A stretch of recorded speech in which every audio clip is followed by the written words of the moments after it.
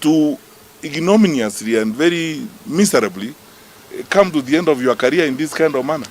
Because when consequences and accountability is called on this kind of matters, all of you know what happened at The Hague.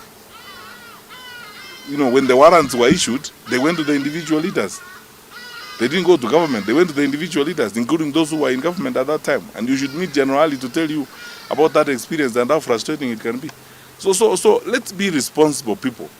What has happened this weekend is horrible for a country of our size and so on. So for the foreigners, that is it. Everyone is surprised about why we are destroying our country.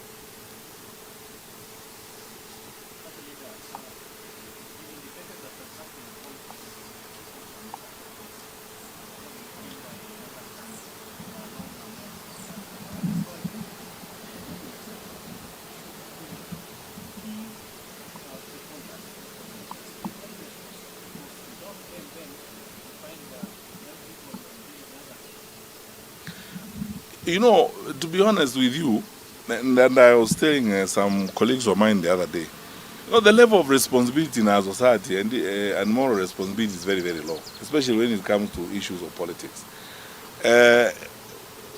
When it comes to crime, there are only two types of people. There is an offender and an innocent person. There is no tribe. There is no Kalenjin, there is no Kisi, there is no Kikuyu, there is no Luo. You are either an offender who has committed a crime, or you are an innocent person. Now, very basic things like those, you know, are always ignored, and sometimes the temptation, like I can see, is to try and introduce, you know, ethnic angles and innuendos to conflict, so that you can split up the opposition and split up people in the opposition. And to your point more specifically, yes, it is this mobilization by politicians and paying people money that goes into this. Wananchi on their own really have no problem. I mean, they have never had problems all along. All these people, how many times has James Orengo gone to Homa Bay? We've always been visiting and working with these people. Why is it a problem this time that his motorcade has to be stoned, returned, and so on? I mean, how many times, honestly, let me ask you, how many times has James Orengo gone to Homa Bay in his life? It is this transactional politics where people think that to inflict violence and pain in the manner in which they are trying to do is the only way of asserting yourself, asserting you know, your authority, which in my very honest opinion is very foolish. Because, you know, if you are leading people, you should care for their lives first and foremost. Because when you have killed them, who are you leading? And in any case, as I ask this question, if you pay those people, those guys who are paid, those goons who are paid the way they are paid, running around and so on, terrorizing everybody, when they are done terrorizing your opponents, what will they do?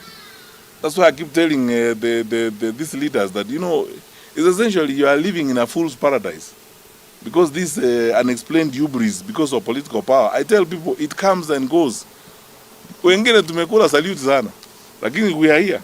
Tumeangalia hii maneno, na hiyo salute utakula, na siku moja utashangaa vile you basically bure kabisa after, you know, you have messed up people and done all things. What are you going to tell your children when so many lives have been lost in the manner in which it happened in Homa Bay yesterday? You are turning people against each other because of politics. It's very primitive.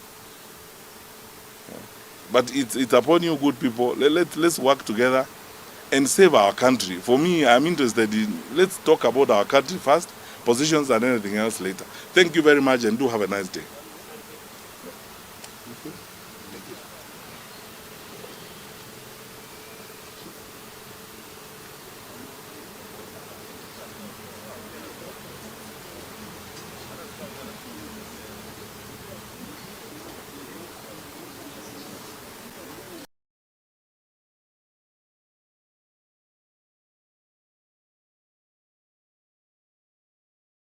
Temperature is being tested.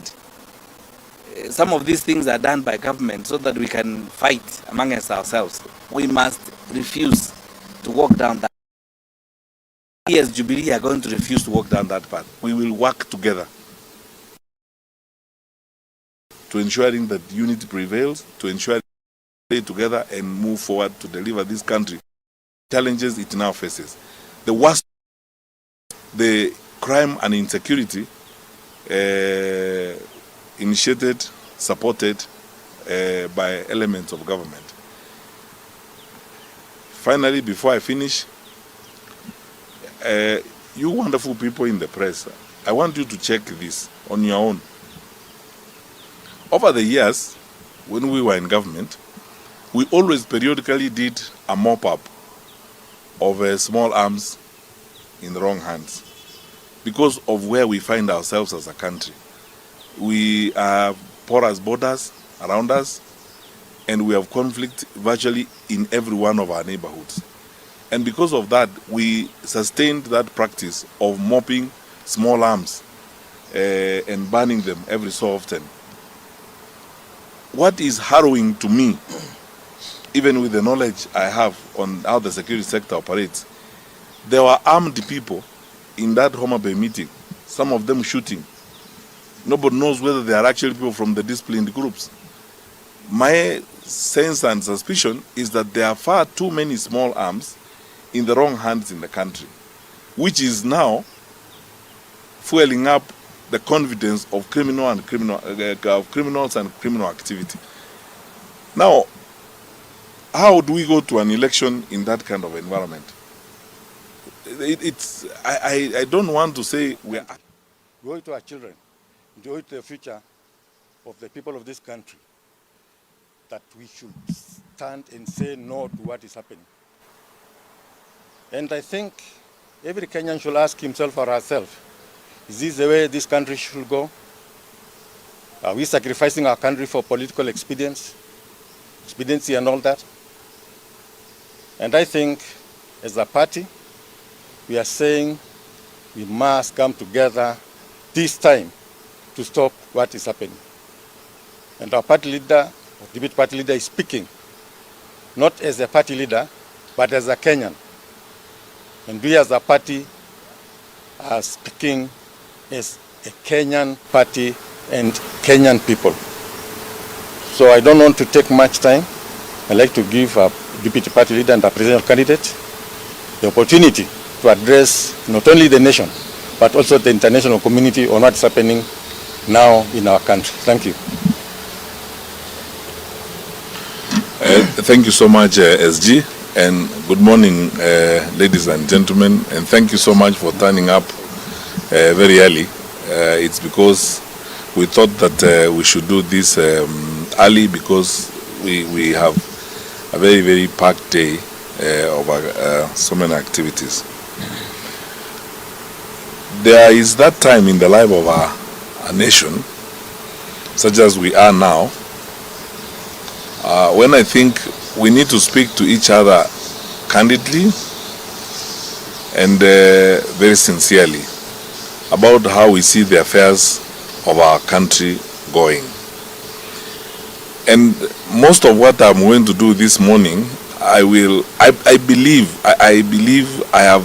feel the weight of responsibility on my shoulders as a political leader in a party, number one, and then secondly, as someone who had the privilege of serving as the Cabinet Minister for Interior and Coordination of National Government, and therefore sat in the apex of the national security infrastructure in the country for about 5 years. We have spoken about these things for a while, but it's now abundantly clear that the President and his government have chosen violence as a weapon for political survival and as a weapon for political engagement. And I'm not going to start where usually people start with these tired cliches about we condemn in the strongest terms possible, we ask for action. I'm not going to go that direction, because what we are dealing with is abundantly clear to all of us that we have come to a point where certain serious conversations must happen in this country and choices must be made. This is not rocket science. You don't need a degree in geophysics to see what is going on in the country. This weekend alone, From the stoning incident in Mulot that affected my 2 vehicles, to the stoning incident in Nakuru Town West that affected DCP leaders, and then Salga, and then yesterday in Homa Bay. It's so clear to everyone that, one, there's a pattern to this. Second, there's very clear acquiescence of government in this, because you look at the behavior of the security forces on this matter. And three, you can see, blatantly, a case of, determination on the part of government to engage in this level of violence. From my experience, I want to tell Kenyans very sincerely, I do not think, and I cannot see how the scale of violence in Homa Bay and the activity that happened there could have happened without the knowledge of the National Security Council, and without the knowledge especially of the president, because I have been in that environment before. The president receives executive intelligence briefings wherever he is, even if he is in Greenland or attending the UN General Assembly. Such intelligence information is gathered and the president is briefed very regularly. So when you look at what happened in Homa Bay, it's crime at industrial scale. The planning, you can see clearly the choreography, the management of that, and the resources that could have been spent in that clearly shows you that this is something that was premeditated, it had been happening, it was planned. The next question you ask is, where was the county security team led by the county commissioner in Homa Bay? Where was the regional security team led by the regional commissioner in Kisumu? In most cases, unless the operations of government have changed in a very significant manner, and my dear Kenyans, listen to me, this is something I know like the back of my hand. Unless the management of government has changed in any significant manner, the situation in Homa Bay is one where even the regional police commander should have taken control and taken over the command of what was happening in Homa Bay and assembled resources. I am aware, because that the deployment has not changed. I am aware that in that region, the police have got even special resources. There are border police, there is a GSU.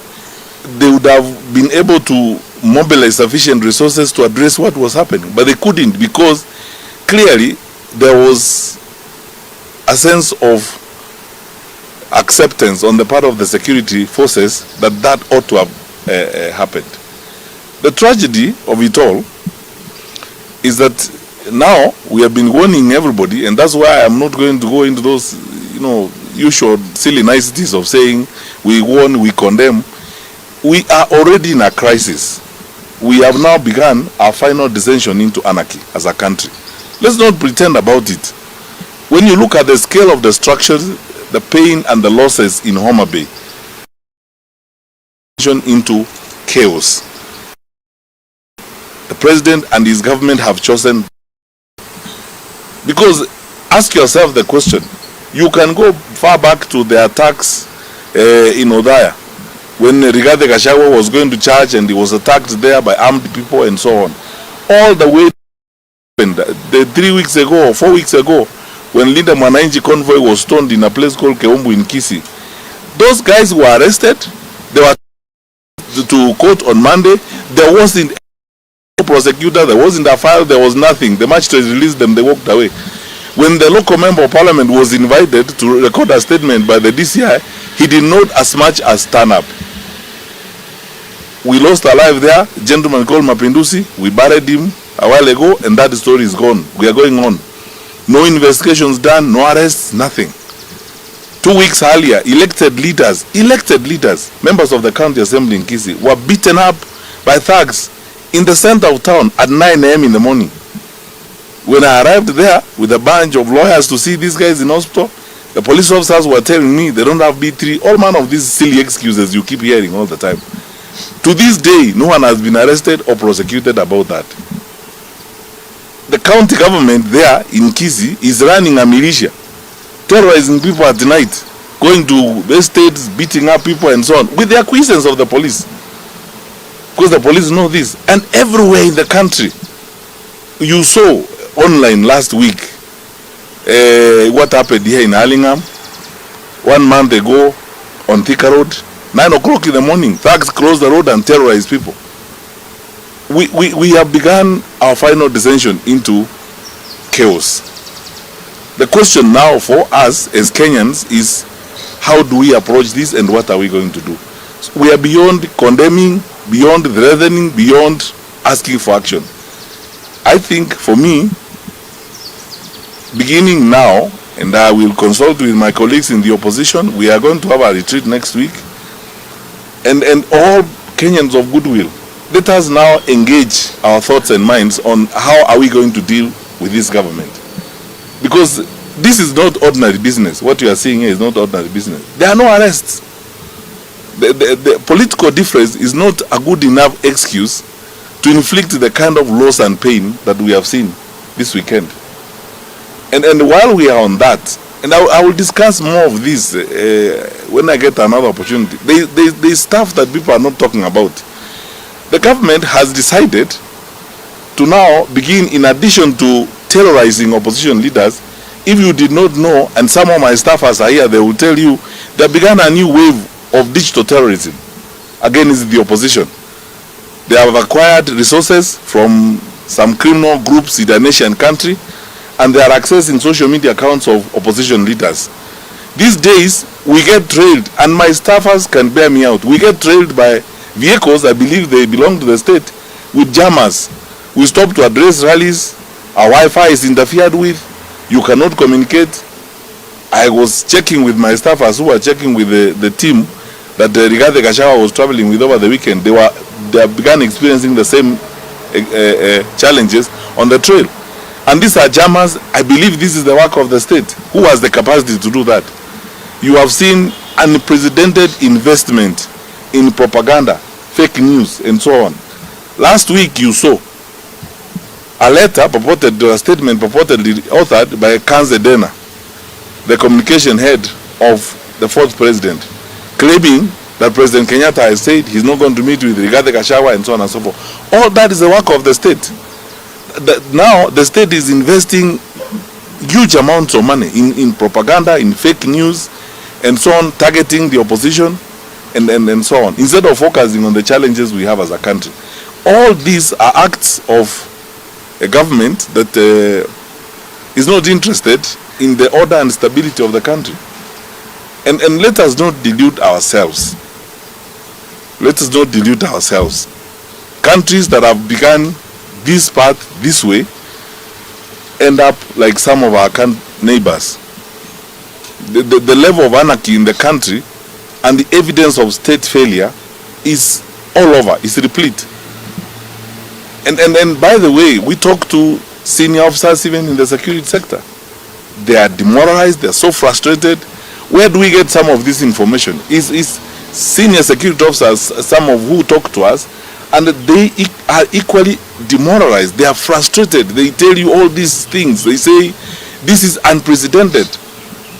The level of state-supported or state-tolerated crime against the people of Kenya is unacceptable. So, I think the government has made its choice on this particular matter. It's now upon the people of Kenya to also now make their choice.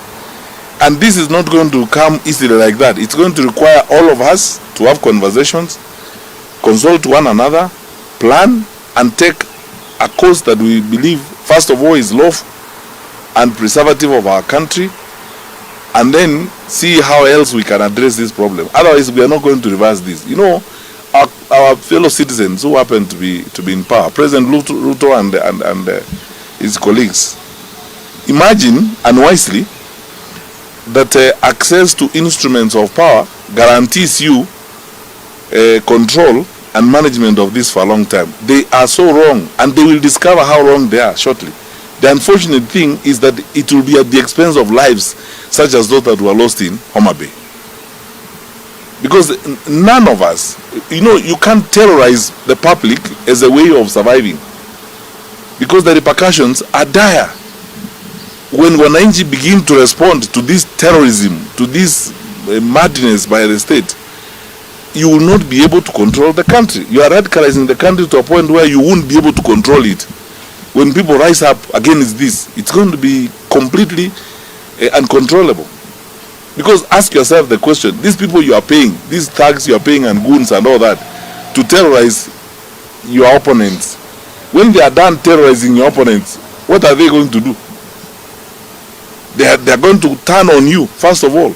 They will come to your houses. They will want this money. You are socializing them to a consistent supply of income through crime.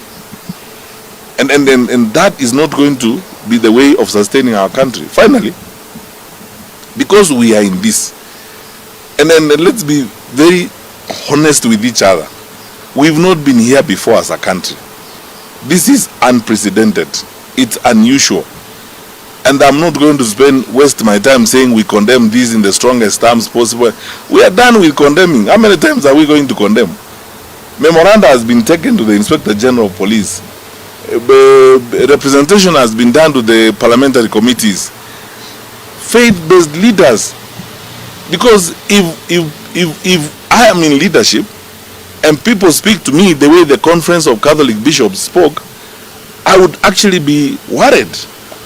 The PCA bishops and all these people, if you are a leader and your religious leaders in your country speak to you the way these religious have been